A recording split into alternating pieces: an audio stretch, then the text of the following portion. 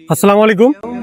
এই যে গাছটিতে দেখতে পাচ্ছেন, এখন বর্তমানে আমের সময়, অথচ উনি গাছের ডাল কেটে ফেলে দিচ্ছে, মুকুলগুলো ঝরিয়ে দিচ্ছে। আসলে মুকুল ঝরিয়ে দেওয়ার কারণ কি? বর্তমানে আমের সিজন, অথচ মুকুল ঝরিয়ে দিচ্ছে, কারণটা কি আমি ভাইয়ের থেকেই জানবো। আচ্ছা ভাই, এই গাছগুলোর মুকুল কেটে ফেলে দেওয়ার কারণটা কি? কারণ হচ্ছে আম লিবে না, নমলা আম লিবে।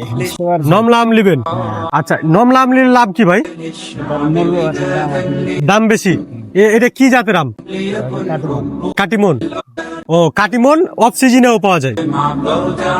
তো আসলে কাটিমন আমরা জানি যে কাটিমন আম, এবং এর আগেও আপনাদেরকে বলেছি যে কাটিমন আম কিন্তু 12 মাস পাওয়া যায়। এখন বর্তমান সিজনের সময় যদি আপনি আম নেন, তাহলে সিজন অনুযায়ী দাম হবে, অর্থাৎ স্বাভাবিক দাম থাকবে।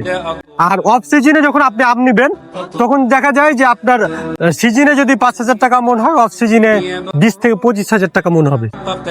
কারণ অফ সিজনে আম থাকে না, শুধুমাত্র ওই কাটিমন আমটাই পাওয়া যায়। এই জন্য উনি ডাল কেটে ফেলে দিচ্ছে। এখন বর্তমানে আমের ডাল কেটে ফেলে দিলে নতুন করে ডাল গজাবে, কুশি দিবে।